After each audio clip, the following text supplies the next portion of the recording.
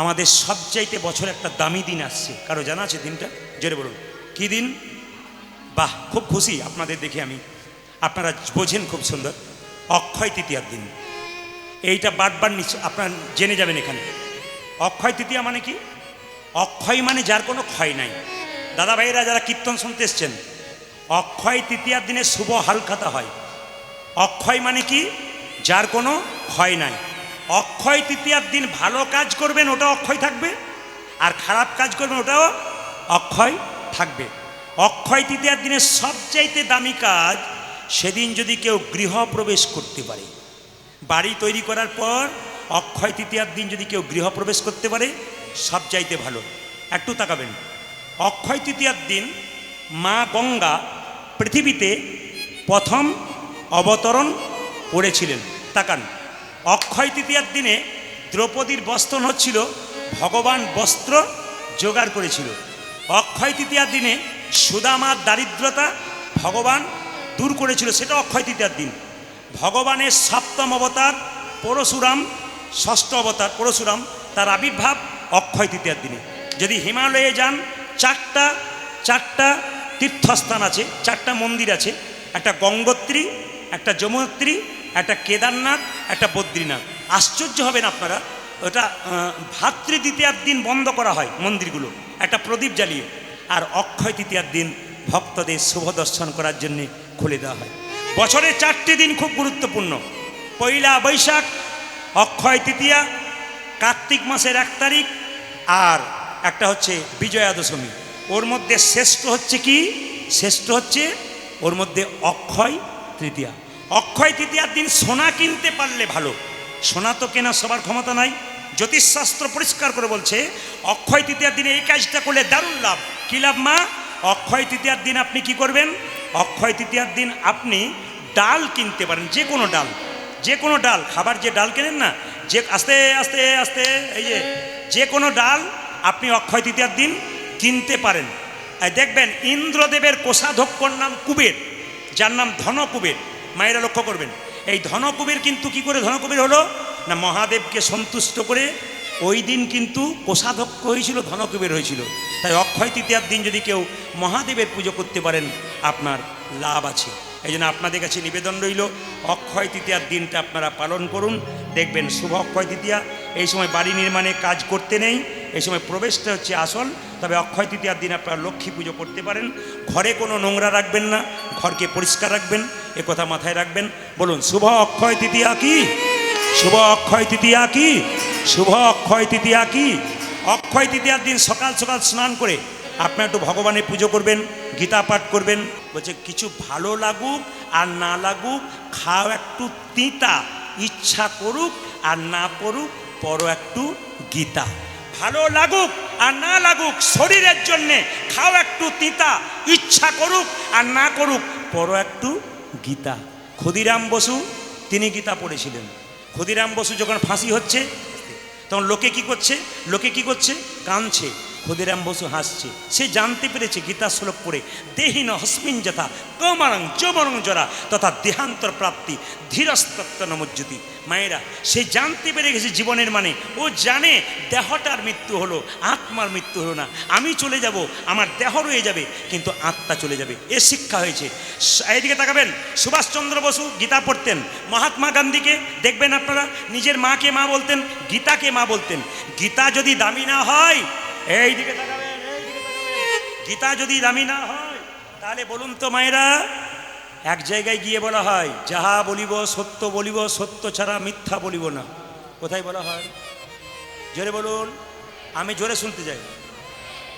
আপনাদের আগে থেকে যাওয়া আসা আছে নাকি? অন্য জায়গায় বলতে পারেন, আপনারা বলে ফেললেন বলে বলছি। আচ্ছা মায়েরা, এইটার ভেতরে কি আছে? জোরে বলুন। যাক, আপনারা বলতে পারছেন। পরশু তারিখে একজনকে জিজ্ঞেস করলাম, দাদা এটার ভেতরে কি আছে? ও বলছে যন্ত্র টন্ত্র কিছু একটা হবে বোধ হয়, মানে উনি কিচ্ছু জানেন আর কি। তো মায়েরা, গীতাটা হাতে নিয়েছিল কে? ভাগবত দাস। তাকে জিজ্ঞেস করেছিল, গীতা তুমি হাতে নিয়েছো কেন? একটা মোবাইল কিনতে গেলে বা কোনো জিনিস বাজার থেকে কিনতে গেলে ম্যানুয়াল কার্ড দেওয়া হয়, যেটা থেকে জানা হয় এটা কিভাবে চালনা করা হবে।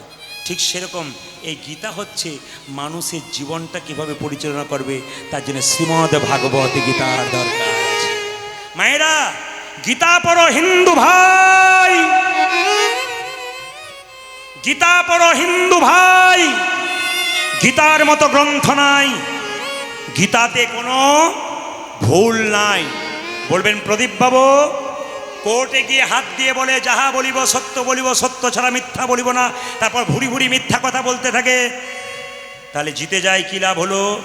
বললাম ভাই, এইখানে এসে তুমি জিতে গেলে কোর্টে মিথ্যে কথা বলে, ওই কোর্টে তোমার বিচার যখন হবে তখন তোমার বাঁচার কোনো উপায় নাই। সাবধানে কাজ করবেন। শুধু বলবো আপনাদেরকে, বড় বড় মনীষী, বড় বড় ডাক্তার, আমার এলাকায় একজন ডাক্তার আছে, দিনের মাথায় 300টা রোগী দেখে, এত ব্যস্ত। তাকে আমি দেখাতে যাই মাঝে সাঝে, কোনো প্রবলেম হলে তিনি বলেন নতুন কি কীর্তন বের হয়েছে আমাকে পাঠান। শুধু তাই নয়, তিনি বলেন প্রতিদিন সকালবেলায় স্নান করে আগে গীতার একটা করে অধ্যায় পড়ি বা 2-4টা শ্লোক পড়ি, তারপর আমি চিকিৎসা করতে আসি। শুধুই কৃপা হয় না, উনি বলেন ঈশ্বর আমাকে কৃপা করে এই জায়গায় দিয়েছে, আমি অথচ ফিস কম, এত ফিস কম, গরিবের জন্য খুব কম টাকাতে তিনি চিকিৎসা করেন। আশ্চর্যের ব্যাপার, দিনের পর দিন কাতারে কাতারে রুগী যাচ্ছে, ডাক্তারবাবুকে ভগবান মনে করেন। তিনি মনে করেন এটা ঈশ্বর আমাকে কৃপা করে সেবা করবার দায়িত্ব দিয়েছে, আমি সেই সেবা পালন করব। ওই জন্য প্রত্যেকের কাছে নিবেদন রইল, বাচ্চার ব্যাগের ভেতরে গীতা ভরুন, বা আপনার স্বামী কোথাও যাচ্ছে, দাদা ভাইরা কোথাও যাচ্ছেন, একটা গীতা সঙ্গে করে নিয়ে যান। আপনার জীবনে অনেক দুর্ঘটনা থেকে আপনি রক্ষা পেয়ে যাবেন। সেদিন অক্ষয় থাক আমাদের সারা জীবন, এবং আপনারা কৃষ্ণ ভক্ত হোক, পরিবার কৃষ্ণ ভক্ত হোক, এটা আমরা চাই। বলুন রাধা রানী কি, শ্যাম সুন্দর কি, মদন মোহন কি। সাধুসঙ্গ সাধুসঙ্গ সর্বশাস্ত্রে কয়, লবমাত্র সাধুসঙ্গ সর্বসিদ্ধি হয়। আস্তে, এই যে কীর্তন শুনতে এসছেন মায়েরা, আজ আপনারা সাধু সঙ্গ করতে এসছেন। বলবেন কীর্তনিয়া প্রদীপ পাল সাধু কোথায় পেলাম? সাধু মানে এই নয় যে বাজার থেকে আপনি একটা গেরুয়া বস্ত্র পরে নিলেন, কিনে নিলেন, আপনি সাধু হলেন, তা নয়। সাধু মানে এই নয় যে আপনি তিলক নিয়ে নিলেন, শিখা রেখে দিলেন, সাধু হয়ে গেলেন, তা নয়। সাধু মানে কি? যারা ভেতরটাকে পরিবর্তন করতে পেরেছে। এই দিকে তাকাবেন। সাধু মানে কি? যারা ভেতরটাকে পরিবর্তন করতে পারে। একজন রিক্সাওয়ালা হতে পারে, টোটোওয়ালা হতে পারে, একজন শিক্ষক হতে পারে, একজন সামান্য সংসারের মানুষ হতে পারে, যদি ভেতরটাকে পরিবর্তন করতে পারে। একজন সবাই মন দিয়ে শুনবেন, সাধু সঙ্গ করলে কি হয় তাকাবেন। একদিন নারদ মুনি ভগবানকে প্রশ্ন করলেন, প্রভু তোমার সবচাইতে বড় ভক্তকে? এই যে প্রভু, তোমার সাধু সঙ্গ করলে কি হয়? ভগবান বলছে, নারদ, এখান থেকে তুমি 2 কিলোমিটার দূরে যাও, যাকে প্রথম দেখবে তাকে জিজ্ঞেস করবে সাধু সঙ্গ করলে কি হয়। নারদ এখান থেকে 2 কিলোমিটার গেছে, কাউকে দেখতে পায় নাই। দেখতে পেলো কি বলুন তো? একটা গোবরে পোকা রাস্তায় আছে, জিজ্ঞেস করলো, গোবরে পোকা, সাধু সঙ্গ করলে কি হয়? গোবরে পোকাটা মারা গেল। নারদ এসে বলছে, প্রভু এই তোমার সাধু সঙ্গ, এই যাকে জিজ্ঞেস করলাম সে বেটা তো মরে গেল। ভগবান বলছে, এখান থেকে 3 কিলোমিটার দূরে যাও, যাকে প্রথম দেখবে তাকে জিজ্ঞেস করবে সাধু সঙ্গ করলে কি হয়। 3 কিলোমিটার দূরে গেছে, দেখতে পেল একটা গাছের গর্তের মধ্যে একটা পাখির বাচ্চা মুখ বাড়াচ্ছে। পাখির বাচ্চা, সাধু সঙ্গ করলে কি হয়? পাখির বাচ্চা মরে গেল। নারদ মুনি এসে বলছে, প্রভু যাকে জিজ্ঞেস করছি সে বেটা মরে যাচ্ছে, আমার এই সাধু সঙ্গ? বলছে, আর একবার যাও না। বলে কোথায়? এখান থেকে 5 কিলোমিটার দূর, যাকে প্রথম দেখবে তাকে জিজ্ঞেস করবে সাধু সঙ্গ করলে কি হয়। 5 কিলোমিটার দূরে গেছে মা, কাউকে দেখতে পায় না। একটা গাভীর বাচ্চা, বাছুর ঘাস খাচ্ছিল, ওকে জিজ্ঞেস করছে, বাছুর সাধু সঙ্গ করলে কি হয়? বাছুর মরে গেল। ভগবানকে এসে নারদ মুনি বলছে, প্রভু আমি কান মুড়লাম, নাক মুড়লাম, আমি আর যাব না। বলে কেন? এই তোমার সাধু সঙ্গ, যাকে জিজ্ঞেস করছি সেবারটা মরে যাচ্ছে। ভগবান বলছে, নারদ শেষবারের মতো একবার যাও। বলে কোথায়? এখান থেকে 10 কিলোমিটার দূরে একটা জঙ্গল আছে, মানে আপনাদের এই জঙ্গল, ওই জঙ্গলে দেখবে একটা রাজা, বিরাট রাজপুরী আছে, রাজার 15 বছর পর একটা ছেলে হয়েছে, তাকে জিজ্ঞেস করবে সাধু সঙ্গ করলে কি হয়। নারদ বলছে, তোমার মাথা খারাপ? গাভীটার বাছুরটা ছিল, মাটা ছিল না, বাছুরটা মরে গেল, মা থাকলে সিংটা পেটে ঢুকিয়ে দিত। পাখিটাকে, বাচ্চাটাকে জিজ্ঞেস করলাম, বাচ্চা মরে গেল, আর মা যদি থাকতো আর মাথায় ঠুকরে দিত। এখন রাজার একটি মাত্র ছেলে হয়েছে 15 বছর পরে, আমি যদি জিজ্ঞেস করি সাধু সঙ্গ করলে কি হয়, বেটা যদি মরে যায় আমি ফিরে আসতে পারবো? ভগবান বলছে, নারদ রাখে হরি তো, জোরে বলুন, জোরে বলুন, আর মারে হরি তো রাখে LIC। LIC রাখে না? লোগোতে থাকে না, জীবন কা বাদ বি জীবন কা সাদ বি, মানে জীবনের সঙ্গে আছি, মরে গেলেও আছি, দুতলা থেকে পড়ে গেলেও চিন্তা নাই, বেঁচে থাকলেও চিন্তা নাই, জীবন কা বাদ বি জীবন কা না। এটা আমি কথার মানে বললাম। রাখে হরিত মারে কে, মারে হরিত রাখে কে। নারদ বলছে তোমার কথাতে আমার বিশ্বাস নাই, তবে তুমি যখন বলছো, বললাম তো নারদ তুমি একবার যাও না। মায়েরা, নারদ এখন কোনো রকমে জঙ্গলের মধ্যে গিয়ে রাজপুরীতে ঢুকে বলছে, রাজামশাই, আরে নারদ মুনি কি ভাগ্য ভালো, আপনি এসেছেন। বলে হ্যাঁ, আপনার নাকি একটি ছেলে হয়েছে। আরে 15 বছর পর একটা ছেলে হয়েছে, কি আনন্দের ব্যাপার। আপনার ছেলেকে একটি প্রশ্ন করতাম। তখন রাজা বলছে, একটা মানে তুমি 10টা প্রশ্ন করতে পারো। নারদ তখন বলছে, যে বাড়িতে প্রশ্ন করব তার পেছন দিকে দরজা আছে তো? কিছু বুঝলেন? বলছে যে বাড়িতে প্রশ্ন করব তার পেছন দিকে দরজা আছে। বলে হ্যাঁ, একটা মানে কি 3টে আছে। নারদ বলছে তাহলে বাঁচার উপায়ও আছে। এখনো মায়েরা লক্ষ্য করুন, নারদ এক পা বাইরে রেখেছে, এক পা ভেতরে। খোকা, সাধু সঙ্গ করলে কি হয়? দাঁড়াও। বাচ্চাটি বলে উঠলো দাঁড়াও। নারদ ভাবছে বেটা ভূত হয়ে গেছে না মরেছে না কি ব্যাপার বুঝতে পারছি না। সাধু সঙ্গ করলে কি হয়? ভগবান বলছে হ্যাঁ। বাচ্চাটি বলছে শোনো নারদ মুনি, সাধু সঙ্গ করলে কি হয়? প্রথমে ছিলাম আমি একটা গোবরে পোকা, তোমার মতো সাধু সঙ্গ করি আমি হলাম পাখির বাচ্চা। মানে গোবরে পোকা থেকে পাখির বাচ্চা, মানে উন্নতি হচ্ছে নাকি বলছেন? তারপর পাখির বাচ্চা থেকে হলাম গাভীর বাচ্চা, মানে উন্নতি হলো সাধু সঙ্গে। তারপর গাভীর বাচ্চা থেকে হলাম রাজার ঘরের বাচ্চা। এ জগতে যারা সাধু সঙ্গ করে তারা যেমন তেমন ঘরের সন্তান নয়, তারা ভগবান শ্রীকৃষ্ণের জগৎপতির সংসারের লোক। আপনার জগৎ সংসার যিনি চালাচ্ছেন কৃষ্ণ, তার লোক যারা আপনারা সাধু সঙ্গ করছেন। তাই সকলের কাছে নিবেদন রইল মায়েরা, যে যেখানে বসে আছেন, আজকে বিস্তৃত ব্যাখ্যা করব না, কালকে একটু সকাল সকাল করে একটু বাড়িয়ে দেবো। আপনারা সবাই লক্ষ্য করুন, যারা যারা দীক্ষা নেন নাই তারা নিয়ে নেবেন, আর যারা বাকি আছেন তারা নেবেন, যারা নিয়েছেন তারা ভালো করেছেন। দীক্ষা মানে কি? কৃষ্ণকে জানা। আর শিক্ষা মানে কি? রাধাকে জানা।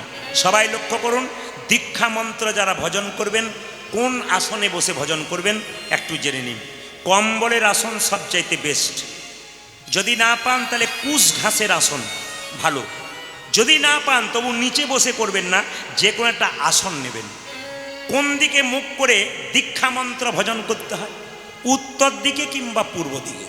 আমি আগেই বললাম, যতগুলো কথা বলে যাব মাথায় রাখবেন, জীবনে কাজে লাগাবেন, শাস্ত্রের কথা তাকাবেন। উত্তর দিকে কিংবা পূব দিকে। 2, 3, আপনি যখন ভজন করবেন তখন দীক্ষা মন্ত্র ভজন করার পরে কিছু মনে করবেন না, দীক্ষা মন্ত্র বড় না কৃষ্ণ মন্ত্র বড়? কৃষ্ণ মন্ত্র বড়।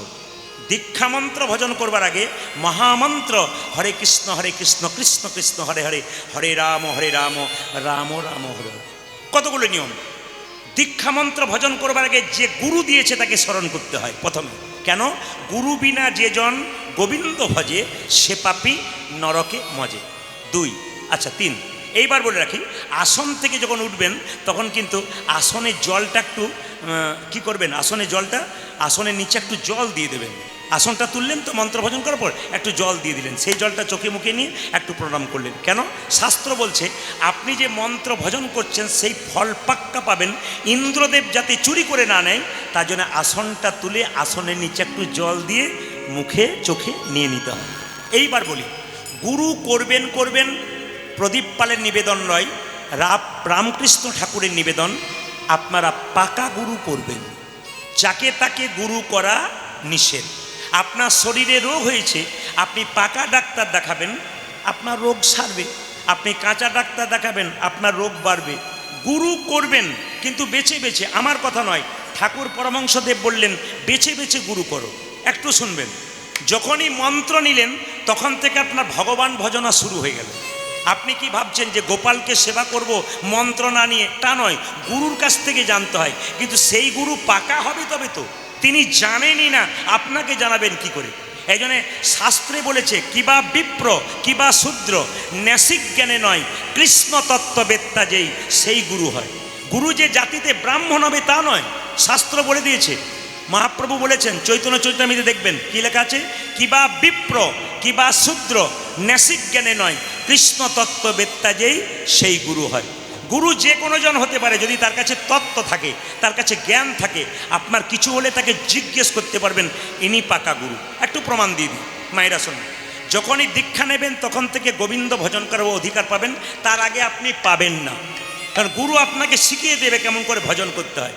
মাস্টারমশাই না হলে ছেলে যেমন বুঝতে পারে না কিভাবে পড়াশোনা করতে হয়, সেরকম গুরু না হলে আপনি ভজন শিখতে পারবেন না কিভাবে ভজন করতে হয়। একটা প্রমাণ আপনাদেরকে বলে দিই, যে যেখানে বসে আছেন মন দিয়ে শুনবেন।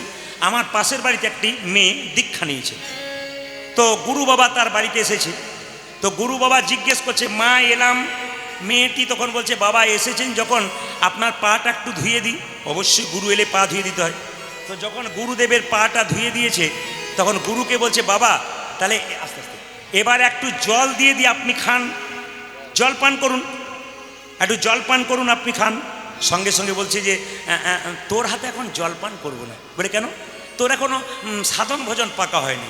বলছে আপনি বললেন যে মন্ত্র নিয়ে গোবিন্দ সেবা করতে পারি, তাহলে আপনার সেবা করতে পারবো না কেন?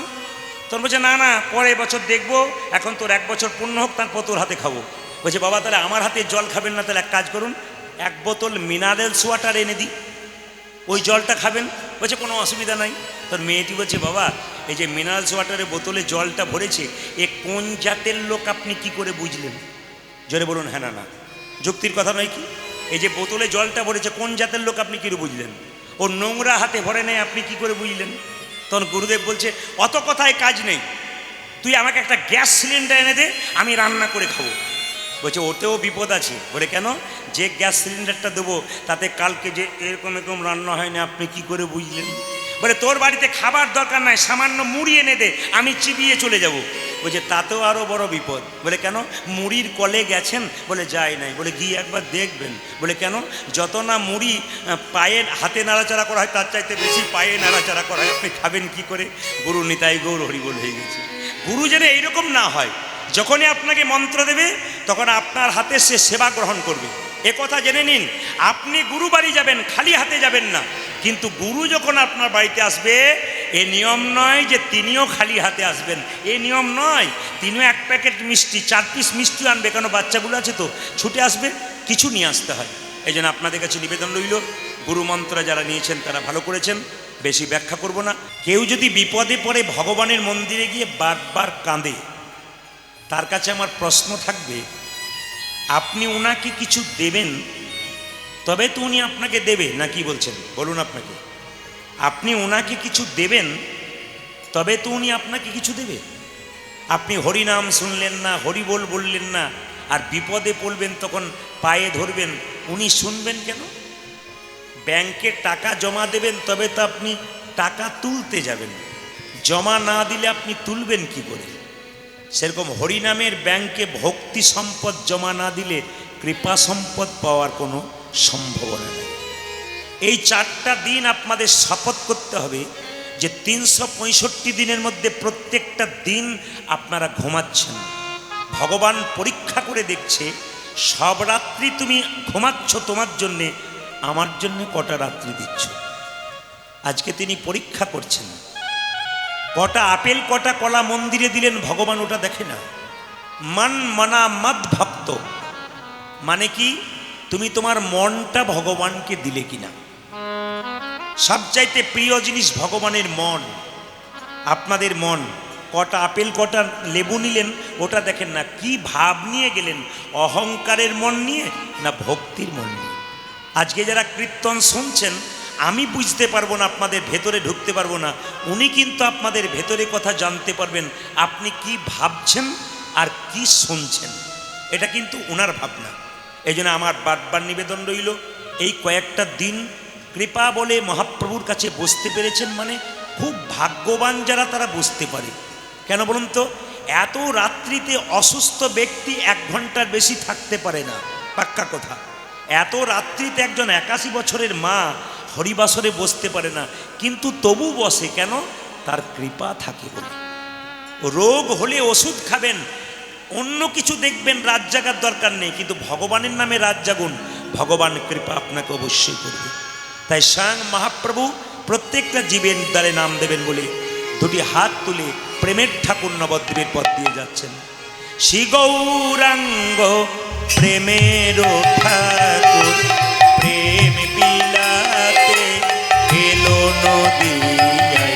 আজ শিব রাঙ্গ প্রেমের সাগর প্রেমে বিলাতে এলো নদী। আপনাদের কমিটির সঙ্গে আমার পরিচয় ছিল না, এসে হলো। খুব ভালো মানুষ এনারা। তার আগে পরিচয় ছিল তিলোত্তমার নিতাই, যে ছেলেটি এখানে বসে আছে, খুব ভালোবাসার সম্পর্ক। উনি আপনাদের হয়ে আমাকে যোগাযোগ করেছেন। আমি প্রতি বছর জয়দেব মেলা এলে গান করতে আসতে পারি না, সময় আমার খুব কম, প্রচুর চাপ। 365 দিনে 325 দিন আমি বাইরে থাকি, প্রত্যেকেই জানে। 325 দিন আমার গান, 365-তে কোনো সিজন আনসিজন বলে কিছু নেই। প্রতিদিন প্রত্যেকটি জেলাতে, বিভিন্ন রাজ্যে, দেশের বাইরে। এই জন্যে সুযোগ উনি করে দিয়েছেন আপনাদের জন্যে। আসুন, কৃপা করে আপনারা এই সময়গুলোকে অপব্যবহার না করে কীর্তন শুনুন। শ্রী গৌরাঙ্গ প্রেমের ঠাকুর প্রেম বিলাতে এলো নদী। শ্রী গৌরাঙ্গ প্রেমের ঠাকুর প্রেম বিলাতে এলো নদিয়ায়। শ্রী গৌরাঙ্গ প্রেমের ঠাকুর প্রেম বিলাতে এলো নদিয়ায়। আজ শিব রাঙ্গ প্রেমের সাগর প্রেমে বিলাতে এলো নদী। রাধা প্রেমে পরাতন, আজ রাধা প্রেমে গণাতন, রাধা প্রেমে পরাতন, রাধা প্রেমে গোরা কোনো অন্তরে যার শ্যামরাই। আজ রাধা প্রেমে গণাতন, অন্তরে যার শ্যামরাই। শ্রী গৌরাঙ্গ প্রেমের ঠাকুর প্রেম বিলাতে এলো নদী। আজ শিব রাঙ্গ প্রেমের সাগর প্রেমে বিলাতে এলো নদী। শ্রী গৌরাঙ্গ প্রেমের ঠাকুর প্রেম বিলাতে এলো নদী। আজ শ্রী গৌরাঙ্গ প্রেমের ঠাকুর প্রেম বিলাতে। আপনাদের কাছে নিবেদন রাখবো আজকে, যীশু খ্রিস্টের জন্মদিনে বাচ্চার জন্য প্যাকেট প্যাকেট কেক আনেন। মাগুলো কানে কানে বড় বড় করে বলে দেয় আজকে যীশু খ্রিস্টের জন্মদিন। ছেলেগুলো বুঝতে পারে। সবচাইতে হিন্দু জাতির লজ্জা এইটাই, মহাপ্রভু যেদিন জন্ম নিল মাও জানলো না, বাবাও জানলো না, ছেলেও জানলো না।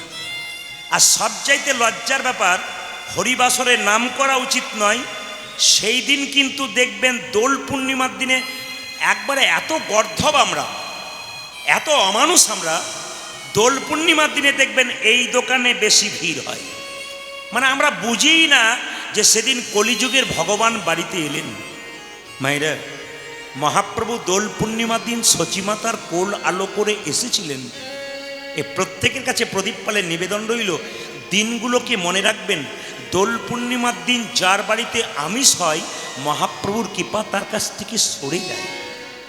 আমি আপনাদের প্রতিদিন নিরামিষ খেতে বলবো না, কিন্তু এই দুদিন থেকে যে কথাগুলো বলবো আপনারা সারা বছর ধরে হিসাব করে দেখবেন যে প্রদীপবাবু কি কি বলে গেলেন। গোবিন্দবল্লভ শাস্ত্রী মহাশয় এসেছিলেন, আপনারা প্রচুর ভিড় করেছিলেন মাঠের মধ্যে। সময়টা 6:30 ছিল, শুনছিলেন ঠান্ডার ব্যাপার খুব বসে বসে। এখন রাত্রি 11টা হয়েছে। 100টার মধ্যে 5টা কথাও যদি শুনে নিয়ে যেতে পারেন আপনার কিন্তু লাভ আছে। তবে জায়গা যে পরিমাণে ছোট, তাতে আর ভক্ত এলে জায়গা ইচ্ছা হবে না। যারা দাঁড়িয়ে আছে তারা আর বাইরে থেকে যারা আসবেন তারা ঢুকবার চান্সও পাবেন না। তো যাই হোক, এর মধ্যে দিয়ে আপনাদের যা আছে তাই দিয়ে চালাতে হবে। একটু লক্ষ্য করুন যে যেখানে বসে আছেন, মহাপ্রভুর জন্ম দোল পূর্ণিমার দিনে। মায়েরা একটু বলবেন তো কোন গাছের তলায় জন্ম নিয়েছিল? বট গাছ না অশ্বত্থ গাছ? জোরে বলুন। বট গাছের তলায়। যাক, সামনের জন বললো নিম গাছের তলায়, আর যখন বট গাছের তলায় বলেছি তখন পেছনে মায়েরা বলছে হ্যাঁ, কি ভক্তি বলে বলছে হ্যাঁ বট গাছের তলায়। 2-4 জন আবার মানে হ্যাঁও না নাও না আর কি। কোন গাছের তলায় মায়েরা? নিম গাছের তলায়। নিম গাছের তলায় জন্ম নিয়েছিল বলে সচিমাতা আদর করে নাম রাখলো নিমাই। কাঁচা সোনার মতো গায়ের রং বলে নাম রাখলো গৌরাঙ্গ। আবার দেখুন, পিতা জগন্নাথ মিশ্র নাম রাখলেন বিশ্বম্ভর। তিনি যখন মায়েরা জন্ম নিলেন দেখতে খুব সুন্দর, এত সুন্দর যেন আকাশের চাঁদ মাটিতে নেমেছে। মায়েরা, আপনাদের এই গ্রামের পাশ দিয়ে যাচ্ছেন, রাস্তা দিয়ে একটা বাচ্চা ছেলে যদি খেলা করে রাস্তায়, দেখতে খুব সুন্দর, মায়েদের ইচ্ছা হয় একবার কোলে তুলে আদর করি। নিমাই এত সুন্দর দেখতে, যার কোলে চাপে তার কোলে কাঁদে। মেয়েরা সব চিৎকার করে বলে, হ্যাঁ গো সচি, এত সুন্দর ছেলের জন্ম দিলি, দেখতে সুন্দর, কোলে নিতে যাই, কান্নাকাটি করে। সচিমাতা রান্নাশাল থেকে বলে, ওগো আমার ছেলের কোলে নিলে হবে না, কানে কৃষ্ণ নাম শুনিয়ে দাও, দেখবে ছেলে চুপ করে যাবে।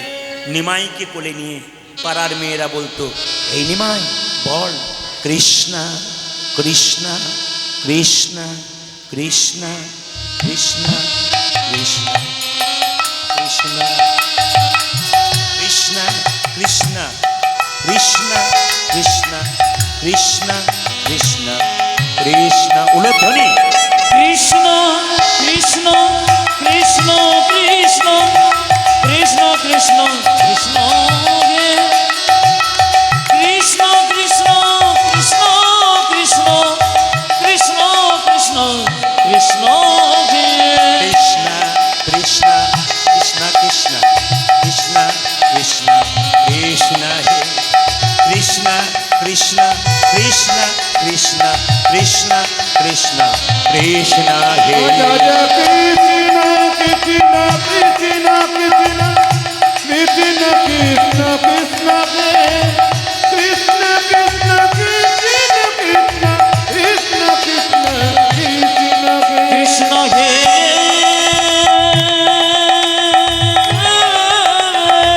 হরি বল।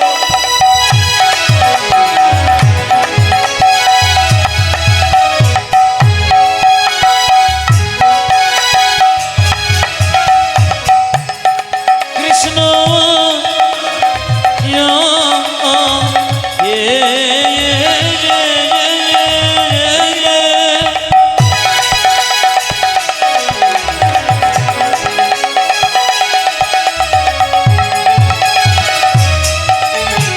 একেবারে দেখা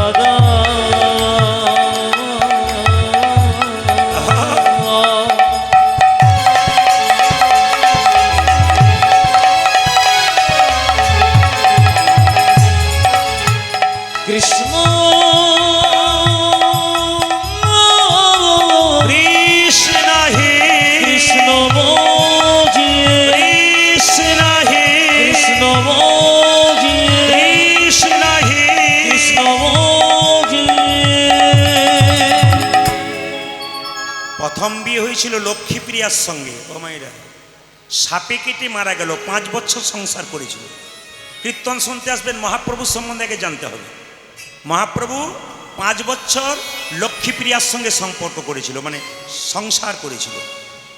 লক্ষ্মীপ্রিয়া বাবার নাম ছিল বল্লভাচার্য। তো লক্ষ্য করুন, 5 বছর পরেই সাপে কেটে মারা গেল লক্ষ্মীপ্রিয়া। তারপর বিষ্ণুপ্রিয়ার সঙ্গে বিয়ে হলো। মায়েরা, সঙ্গে সঙ্গে জগন্নাথ মিশ্র যখন মারা গেলেন, তো লক্ষ্মীপ্রিয়া এবং জগন্নাথ মিশ্রের পিণ্ড দিতে গেল। তখন কিন্তু ঈশ্বরপুরীর সঙ্গে রাস্তায় দেখা হলো গয়াতে যাওয়ার সময়। তখন তিনি কি করলেন, ঈশ্বরপুরীর কাছ থেকে কৃষ্ণ মন্ত্রে তিনি দীক্ষিত হলেন, গোপাল মন্ত্রে। তারপর তিনি সন্ন্যাস নিলেন কার কাছে, কেশব ভারতীর কাছে। নাম হলো কি, শ্রীকৃষ্ণ শ্রী কৃষ্ণ চৈতন্য প্রভু প্রভু শ্রীকৃষ্ণ কৃষ্ণ চৈতন্য প্রভু চৈতন্য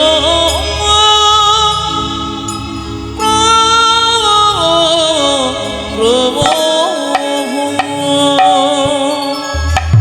শ্রী মানে সুন্দর, শ্রী মানে সুন্দর, কৃষ্ণ মানে আকর্ষণ, চৈতন্য মানে চেতনা। যিনি প্রত্যেকটা জীবের মধ্যে কৃষ্ণ নামের চেতনা জাগাবেন, তিনি শ্রীকৃষ্ণ চৈতন্য প্রভু। আপনাদের কাছে নিবেদন রইল, কীর্তন শুনলে কি উপকার হয় তার আগে বলে দিই আপনাদেরকে। হরিনাম শুনতে আসবেন, যখন বসবেন প্রণাম করে বসবেন। প্রয়োজনে আপনি উঠতে পারেন, কিন্তু প্রণাম করে উঠবেন। ভাগবতে যাবেন তাও, রামায়ণ পাঠ শুনবেন তাও, প্রণাম করে বসবেন, প্রণাম করে উঠবেন। এই শিক্ষাগুলো নিয়ে নিন, ব্যবহার করতে পারবেন জীবনে। হ্যাঁ, কীর্তনিয়াকে প্রণাম নয়, ভাগবত পাঠককে প্রণাম নয়, প্রণাম করবেন শ্রী চৈতন্য মহাপ্রভুকে। তার আশীর্বাদে আপনি আসতে পেরেছেন। অনেকে দেখবেন আসার ইচ্ছা ছিল, আসতে পারলো না। অনেকের ইচ্ছা ছিল না, দল বেঁধে এসেছে, তার পেছনে চলে এসছে, কৃপা কিন্তু তার হয়ে গেছে। এই জন্য সব মহাপ্রভুর কৃপা। তিনি কি করলেন, আস্তে আস্তে যখন বড় হলেন, নিতাই চাঁদকে ডেকে বললেন, দাদা এই জীবকে হরিনাম দাও। কিভাবে দেব? নয়নে দেখিবে জারি কৃষ্ণ নামে দেবে। দাদা নয়নে দেখিবে জারি কৃষ্ণ নামে দেবে তারি। নয়নে দেখিবে জারি কৃষ্ণ নামে দেবে তার। নয়নে দেখিবে জারি কৃষ্ণ নামে দেবে তারি। দাদা নয়নে দেখিবে জারি কৃষ্ণ নামে দেবে তার। দাদা নয়নে দেখিবে জারি কৃষ্ণ নামে দেবে তারি। সাবধান, যেন জাতির বিচার করো না দাদা। যেন জাতের বিচার করো না জাতির বিচার করো না যেন দাদা। জাতির বিচার করো না দাদা। যারে দেখবে নামে দেবে, জাতির বিচার করো না দাদা। দাদা জানে দেখিবে নামে দেবে জাতের বিচার করো না দাদা। যারে দেখবে নামে দেবে, জাতির বিচার করো না ও দাদা। তুমি যারে দেখিবে নামে দেবে জাতির বিচার করো না ভাইরা, দাদা। ড্যান্স হাঙ্গামা হলে, ফাংশন হলে মাঝ রাস্তায় একটা বাঁশের বাড়া দেওয়া হয়, নারী আর পুরুষ। কিন্তু এখানে হরিনাম হচ্ছে বলে যেন জাতির বিচার নাই, যে কোনো জাতির মানুষ একসঙ্গে বসছেন। আশ্চর্য ব্যাপার, নারী পুরুষ একসঙ্গে বসছে। এটা কে করেছে? মহাপ্রভু করেছেন। এখানে কামের ব্যাপার নাই, এখানে প্রেমের ব্যাপার আছে। প্রেমের ঠাকুর সেই ব্যবস্থায় করলেন। নিতাই চাঁদ বলল, যাকে দেখবো তাকে হরিনাম দেবো, যদি না নেয় দাদা প্রথমে ধরিবে হাতি, যদি না চাই না। দাদা প্রথমে ধরিবে হাতি, যদি না চায় না আহা, প্রথমে ধরিবে হাতি, যদি না চাই না মেনে। দাদা গো,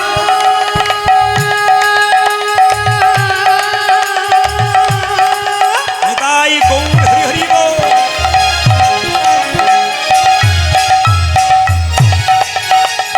জানি জানি দাবা দাবা মাবা মাগা মাগা রে গারে খাতা। প্রথমে ধরিবে হাতি, যদি না চায় না মেনে। আহা, প্রথমে ধরিবে হাতে, যদি না চাই না মেনে।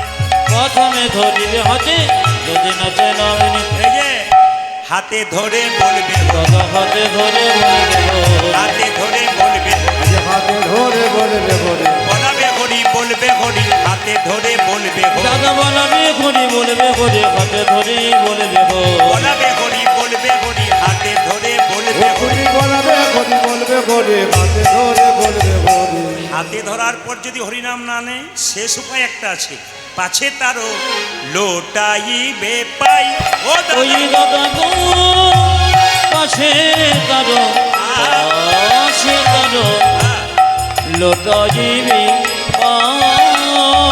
পাছে তারও, পাছে তারও লোটাইবে পাই। ও দাদা পাছে কারো পাছে কারো লোটা দিবে পায়ে।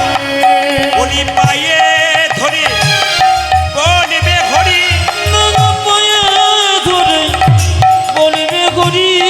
পায়ে ধরে বলবে হরি। দাদা পায়ে ধরে বলবে ঘড়ি।